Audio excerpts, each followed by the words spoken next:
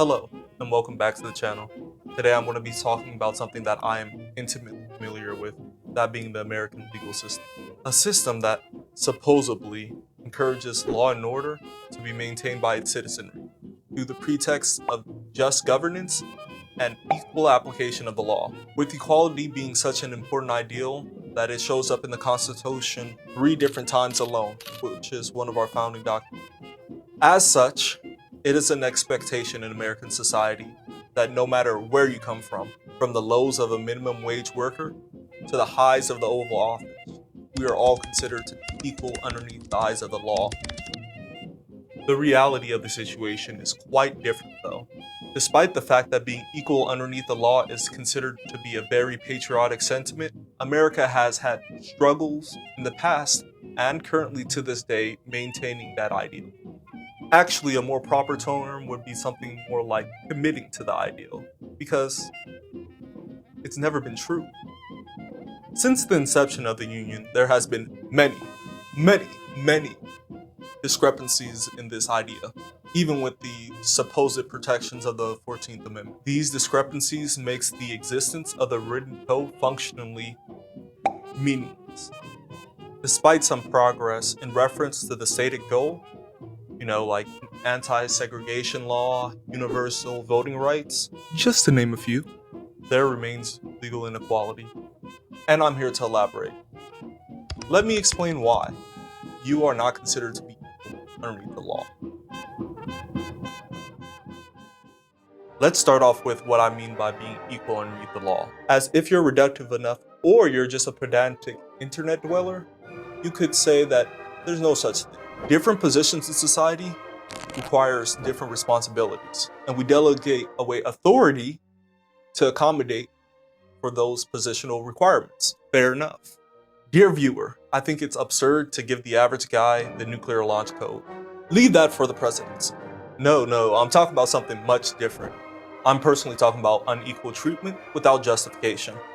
That being, 1. Laws being applied in a different manner due to that person being part of a different family, being part of a different socioeconomic bracket, or is just holding the ideals of the current dominant party in society. Or 2.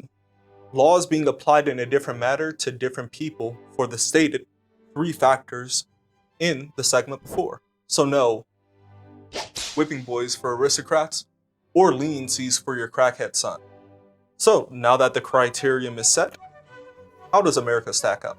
Now, if you take a look into US state or federal legal code, there's no laws on the book that punishes someone based off of innate characteristics or their social status or the family that they come from, with some explicit exceptions for sex-related stuff. Something that I'm not going to get into right now. But more or less, we're in the clear. There are customs within the confines of the law that makes us explicitly unequal. A doctrine that was developed in the pursuit to solve a practical problem, that being when you have a lot of power over other people's lives, some people aren't going to like you. Enter legal immunity to solve this problem. To promote the common welfare of society, bureaucrats, politicians, and government workers are given special protections and legal immunities against liabilities, punishment, legal actions while trying to perform their duties. Are you a congressperson who wants to speak your mind without your Harvard-level colleagues using it against you? Boom, we have legal immunity. Are you a police officer that isn't sure that using 80% of your body weight isn't enough to keep this obvious criminal at bay? Never fear. For you, we have qualified immunity. Do you need an excuse for your crippling drug addiction as you sign another piece of legislation to lock up people just like you?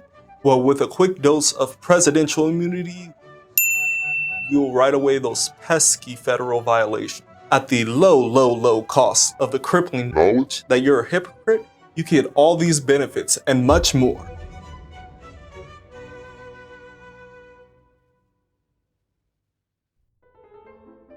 With that being said, there are 8 different types of immunities that could be applied for any given person. Parliamentary, international, state, judicial, qualified, diplomatic, amnesty, witness, with the vast majority of the problems arising from these couple.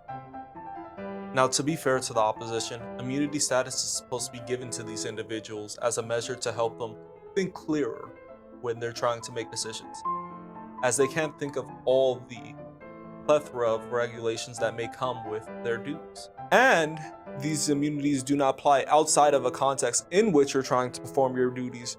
And if you're breaking any obvious procedures, you're still liable. But how applicable is this? Well, police officer set suicidal man on fire.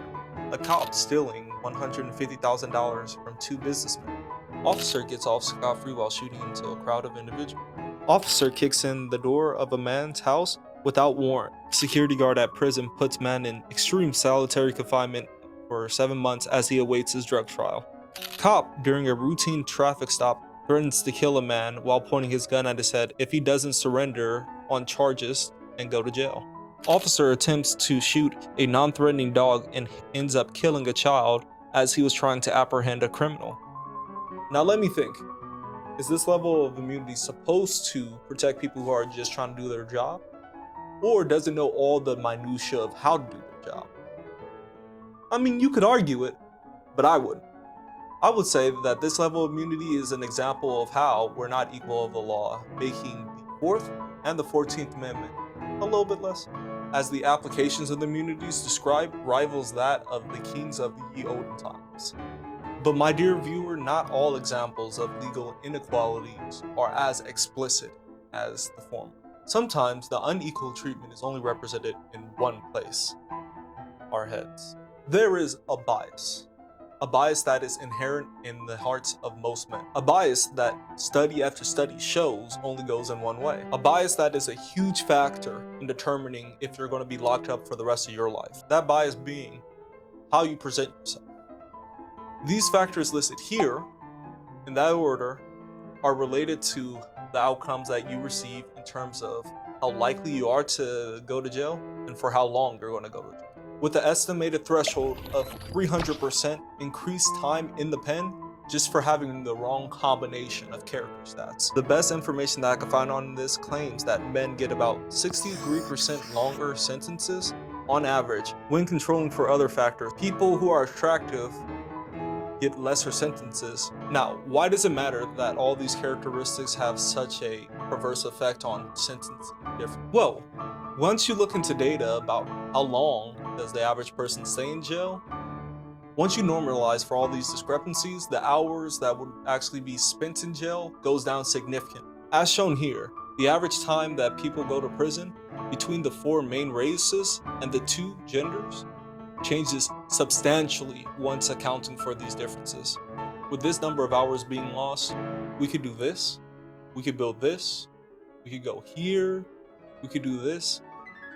If I do the math based off of a standard 40-hour work. But the loss encountered by the individuals in questions cannot be fully encapsulated by their lack of economic productivity. This block of time represents hours that could have been spent with family members, their own children, pursuing something great, anything at all, not worrying about the daily struggles that comes with being inside a prison. Once you put it that way, the hours that are spent in the pen purely due to bias can be considered criminal in action. With that being said, the outline written inside the Constitution of all men being equal underneath the eyes of the law has only been superficially achieved, as explicitly and implicitly stated ideals have many contradictions that exist within the effects of which are felt most by those who are disenfranchised. Though America many times have tried to make a doctrine like legal equality work, it is also clear that a country like America still has a long way to go before we are truly equal underneath the eyes of the law.